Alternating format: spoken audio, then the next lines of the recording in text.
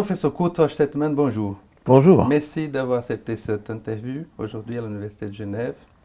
Et avant de revenir sur votre extraordinaire carrière scientifique et académique au sein de notre institution, j'aimerais vous demander de résumer le parcours, votre formation, votre vie avant d'arriver à l'Université de Genève. Oh, c'est assez long, mais on va essayer d'aller rapidement au but. Je suis né dans le canton de Fribourg, près de Morat. J'ai fait l'école primaire à Courgevaux, ensuite l'école secondaire à Fribourg. Mes parents ont déménagé à Bienne.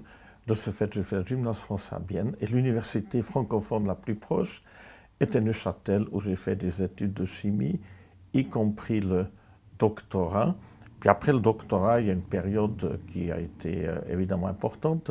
Dans ces années-là, 40 ans en arrière, pour devenir professeur d'université, on devait pratiquement, nécessairement, aller faire un stage postdoctoral aux États-Unis. Et j'ai eu la chance d'avoir une bourse de chercheur avancé du Fonds national suisse de la recherche scientifique pour aller à la grande université Columbia, un choc de Neuchâtel avec 3000 étudiants, une université avec 50 000 étudiants ou plus. Excellent. Et comment il y a eu le déclic, cette envie d'étudier les plantes médicinales? Pourquoi choisir ces filons-là des sciences? Je pense que ça provient de l'enfance. Je suis né à la campagne et puis à cette époque-là, on consultait pratiquement jamais le médecin. Quand on avait des maux de gorge, on cultivait la sauge dans son jardin, on se gargarisait avec la sauge. Et quand on avait la toux, maman ou grand-maman nous amenait, déjà comme gamin, ramasser des primes verts. On séchait les primes verts et puis on faisait des tisanes de fleurs de primes verts, simplement pour lutter contre la toux. Le médecin, c'était seulement en cas d'urgence absolue. Donc, mon premier contact avec les plantes médicinales, qui est devenu le but de ma vie, c'était, je pense, à partir de 6-7 ans déjà. Et donc vous arrivez à l'université tout d'abord de Lausanne, vous été nommé professeur de Oui, j'étais nommé phytochimie professeur à pharmaceutique. l'Université de Lausanne, à l'école de pharmacie en 81. J'ai fait un certain nombre d'années à Lausanne et à un moment donné, il y a eu le regroupement des deux écoles de pharmacie et j'ai été transféré par la suite à Genève où j'étais extrêmement bien accueilli par tout le monde, le décanat, le rectorat, les collègues, et où on a mis aussi à ma disposition une infrastructure extraordinaire qu'est Ernest Ansermet, qui m'a permis de faire de la bonne recherche, aussi grâce aux moyens financiers qui ont permis d'acheter des appareils remarquables. Tout à fait. Donc si on revient sur ces plus d'un quart de siècle d'enseignement et de recherche en phytochimie pharmacologie, Oui, 29 ans. 29 ans. Donc, si on fait un bref résumé de tout ce votre laboratoire avait produit, donc il y a 3000 plantes qui ont été étudiées. Ces plantes ont été collectées un peu partout dans le monde. Et donc, de ces plantes-là, on a fait 500, on a fait objet des études phytochimiques approfondies. Vous avez isolé plus de 1200 composés d'origine naturelle, donc 30% de nouveaux composés. Donc, si on fait un bilan scientifique de cette période-là, quels sont les projets les plus intéressants, les projets que vous tenez à cœur, vos relations par exemple avec le tiers-monde, les pays du tiers-monde, où vous avez formé énormément des chercheurs. Donc qu'est-ce qu'on peut dire, Tout par rapport d'abord, à cette période? le bilan que vous avez dressé des résultats obtenus, c'est avant tout dû à une équipe. Un professeur seul, s'il n'a pas des doctorants ou des chercheurs, des post-doctorants, des laborantines motivés, des stagiaires, eh bien, je crois il ne peut rien faire. D'abord, je crois que c'est grâce à une équipe, une bonne équipe que j'ai pu avoir. Et puis ensuite, ce qui m'a le plus motivé quand j'étais jeune professeur, j'ai eu la chance d'être nommé expert à l'OMS, l'Organisation mondiale de la santé, pour m'occuper de problèmes de maladies parasitaires tropicales, utiliser des plantes locales pour soigner les maladies qui affectent des millions de personnes, qui causent la mort aussi de millions de personnes dans les pays du tiers-monde, des gens qui n'ont pas l'argent d'acheter des médicaments, comme nous. Exactement. Donc c'est l'Afrique le point de départ de ma carrière. Et j'ai eu la chance de former énormément de jeunes Africains qui ont fait des thèses Il y en a qui sont maintenant professeurs à Madagascar, un autre professeur au Mali et ailleurs aussi. Mais vraiment, je pense que ce qui m'a le plus impressionné, c'est aussi les interviews que j'ai menées avec mon équipe de chercheurs de Lausanne puis de Genève dans des villages africains pour apprendre à percer un peu les secrets des guérisseurs africains qui ont beaucoup de savoir. Mais il faut dire que la médecine traditionnelle africaine est une médecine qui n'est pas basée sur des textes écrits comme la médecine chinoise, par exemple. C'est des transmissions orales de génération à génération, et ce savoir traditionnel, il faut le sauver. Vous avez fait toute une démarche, malgré le fait que vous êtes parti à la retraite à peu près 8 ans, c'est ça? Oh non, 6 ans. Pardon. 6 ans. Mais vous continuez à être très actif, vous continuez à organiser des congrès, vous êtes très actif dans la formation continue, l'université de 3e âge.